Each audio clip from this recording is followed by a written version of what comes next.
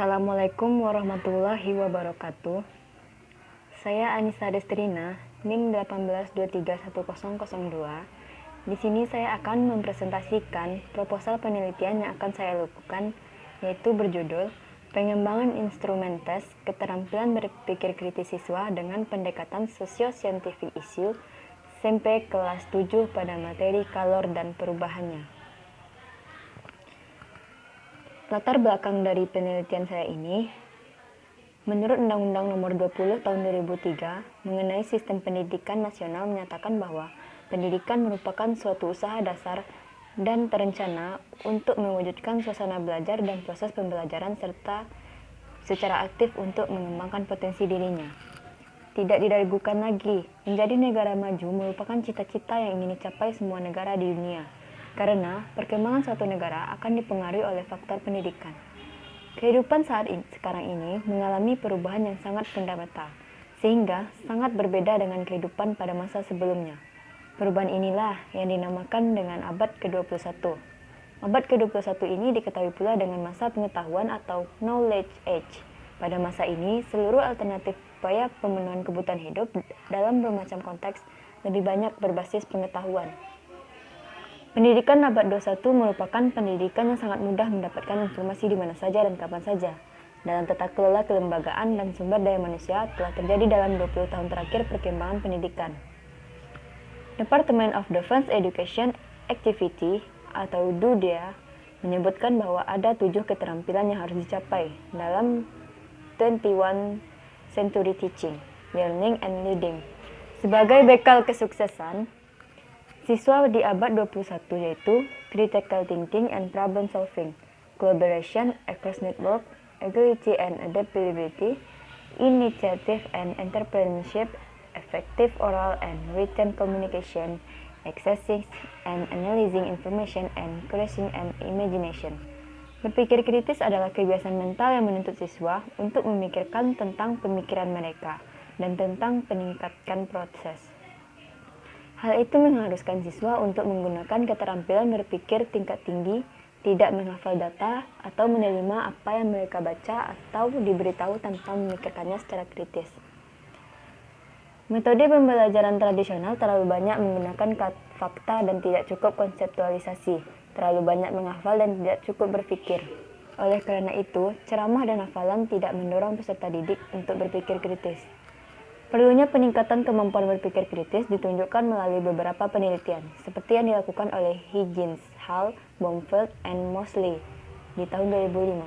Mereka menginvestigasi pengaruh kemampuan berpikir kritis pada fungsi kognitif, hasil belajar dan sikap siswa. Mereka menyatakan bahwa yang diminta untuk berpikir kritis akan belajar lebih baik. Pendekatan sosio-scientific issue ini menggabungkan komponen-komponen moral dan etika dari suatu topik sains yang dilakukan melalui kegiatan diskusi dan interaksi siswa tentang isu-isu kontroversial bertujuan untuk merendam atau memecahkan isu-isu tersebut. Oleh karena itu, SSI ini bersifat terbuka, sehingga memungkinkan siswa untuk berpikir kritis mengenai isu-isu tersebut bersama dengan orang lain yang memiliki pandangan yang berbeda. Nah, berdasarkan latar belakang tersebut, maka peneliti tertarik untuk melakukan penelitian dengan judul Pengembangan Instrumen Tes Berpikir Kritis Siswa dengan Pendekatan Sosio-Scientific Issue pada SMP kelas 7 pada materi kalor dan perpindahannya. Nah, lanjut ke identifikasi masalah. Identifikasi masalah dari penelitian ini, yang pertama, guru sering tidak dilatih dalam metodologi berpikir kritis menurut Brodbeer tahun 2003. Yang kedua, proses pembelajaran yang masih menggunakan metode ceramah dan hafalan sehingga tidak mendorong peserta didik untuk berpikir kritis.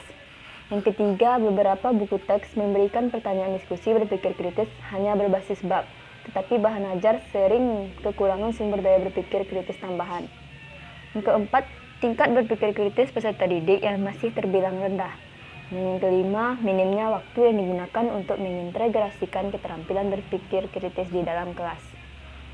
Nah, batasan masalah dari penelitian ini, berdasarkan penelitian masalah di atas, maka peneliti memerlukan batasan masalah, supaya penelitian yang akan dilakukan menjadi terarah. Maka, pembatasan masalah yaitu Yang pertama, pendekatan yang digunakan adalah pendekatan sosio-saintifik isu. Yang kedua, menggunakan indikator berpikir kritis menurut Ennis pada tahun 2011.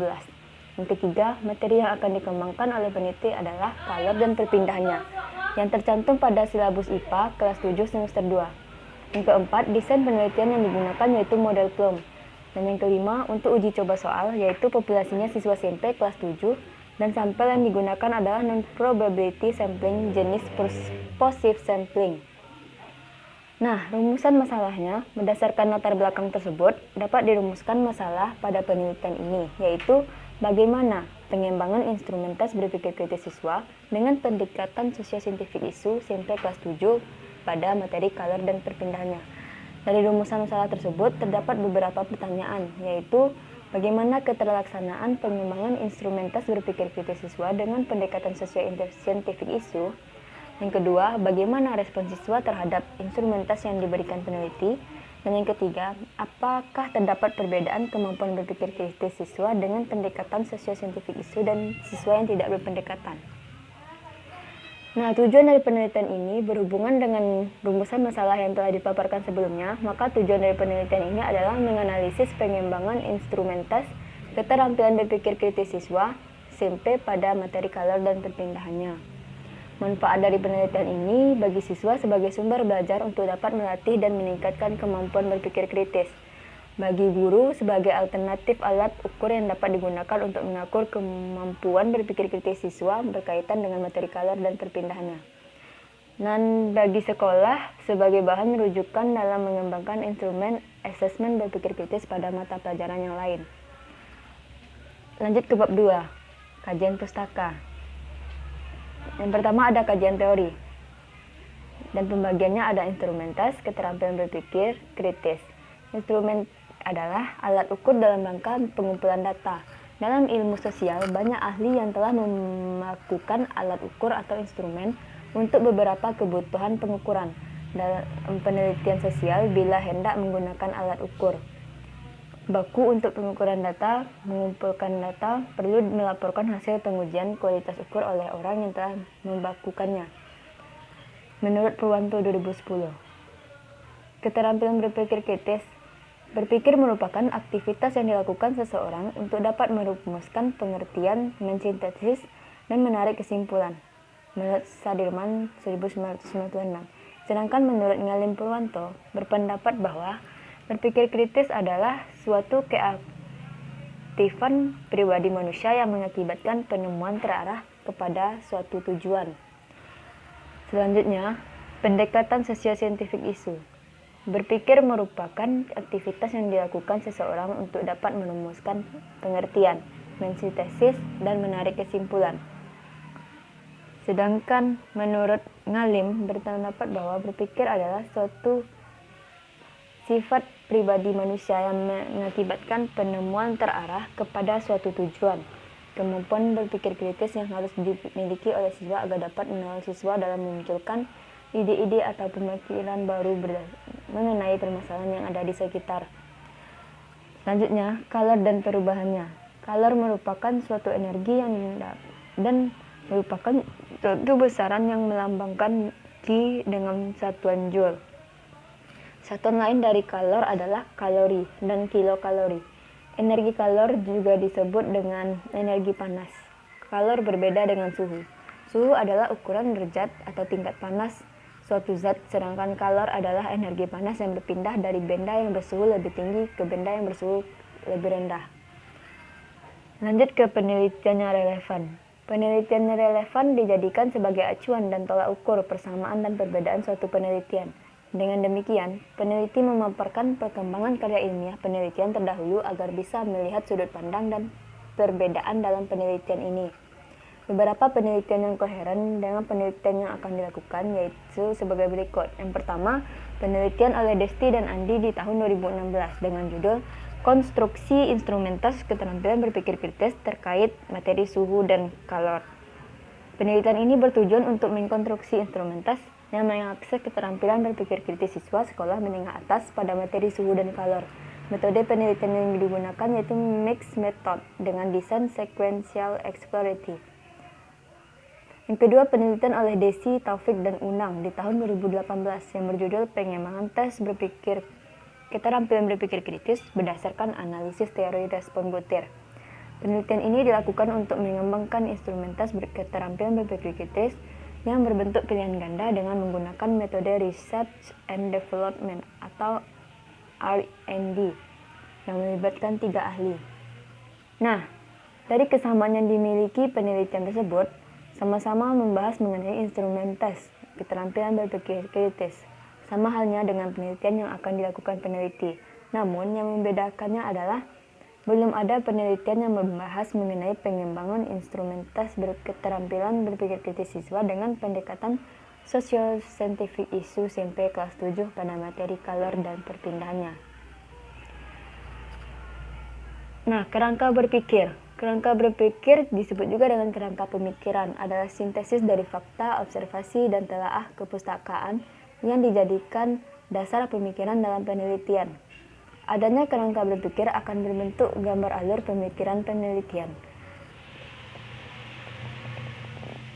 Diagram yang pertama, keterampilan berpikir kritis siswa yang masih terbilang rendah dan akan dianalisis pengembangan instrumen tes keterampilan berpikir kritis siswa. Selanjutnya, pengembangan instrumen tes dengan metode R&D dan desain penelitian model Bloom. Selanjutnya, pengembangan instrumen tes akan diuji validasi isi ke ahli, 3 dosen, dan 1 guru. Selanjutnya, instrumen tes akan diuji cobakan dengan populasi siswa SMP kelas 7 dan sampel non-probability sampling jenis purposive sampling. Dan yang terakhir, bab 3, metodologi penelitian. Yang pertama, ada jenis penelitian. Penelitian ini menggunakan metode penelitian dan pengembangan atau research and development. Karena penelitian ini berfokus pada pengembangan instrumen tes kemampuan berpikir kritis siswa SMP. Yang dimaksud dengan metode penelitian dan pengembangan atau research and development adalah suatu rangkaian proses atau langkah-langkah yang bertujuan untuk mengembangkan suatu produk baru atau menyempurnakan produk yang telah ada agar dapat dipertanggungjawabkan. Desain dari penelitian ini menggunakan model Bloom. Menurut Bloom tahun 1997 menyatakan karakteristik dari desain bidang pendidikan sebagai metode yang di dalamnya orang bekerja secara sistematik menuju ke pemecahan dari masalah yang dibuat. Yang kedua, subjek dan objek penelitian. Subjek dari penelitian ini adalah orang yang ahli dalam bidang penelitian ini.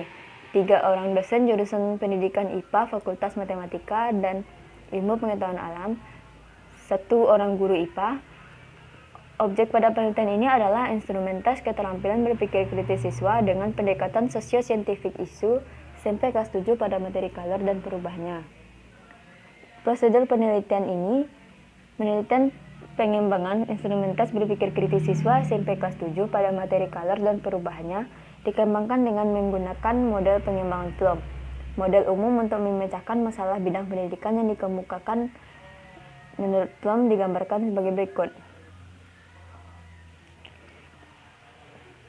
Preliminary investigation, design, realization, construction, test, evaluasi, and revision. Dan akan ada implementation. Model Bloom tersebut terbagi dari fase investigasi awal, fase desain, fase realisasi, dan fase tes, evaluasi, dan revisi. Kemudian yang terakhir implementasi. Lanjut yang keempat, ada populasi dan sampel.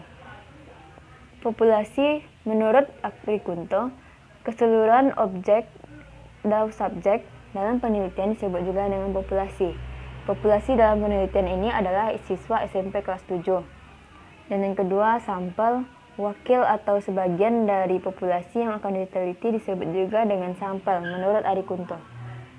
Teknik yang digunakan dalam pengambilan sampel pada penelitian ini yaitu non-probability sampling jenis purposive sampling.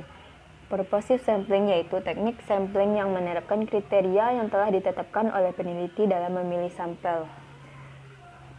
Dan yang kelima, instrumen penelitian. Instrumen tes yang dikembangkan berbentuk pilihan ganda karena instrumen berbentuk pilihan ganda tersebut sudah banyak digunakan yang berarti mampu untuk mengukur keterampilan berpikir kritis yang dimiliki oleh siswa. Instrumentas yang dikembangkan mengacu pada aspek yang dikemukakan oleh Vision, namun tidak semua aspek yang digunakan. Instrumentas ini dikembangkan sebanyak 20 butir soal dengan 5 pilihan jawaban dan masing-masing aspek diwakili sebanyak 4 butir soal. Yang keenam, jenis data. Jenis data pada penelitian ini adalah data primer yang diperoleh secara langsung dari objek penelitian atau dosen guru. Jenis data yang diperoleh yaitu validitas produk berupa hasil instrumentas keterampilan berpikir kritis siswa dengan pendekatan sosio-scientific issue oleh validator yang ahli di bidangnya. Yang ketujuh, teknik dari analisis data. Yang pertama ada uji validasi isi atau pertimbangan. Untuk mengetahui kesepakatan ahli, maka dapat digunakan indeks validitas yang diusulkan oleh Aiken yang dirumuskan sebagai berikut. Dengan V adalah indeks kesepakatan ahli mengenai validitas isi butir. S adalah skor yang ditetapkan ahli dikurangi skor terendah dalam kategori yang digunakan.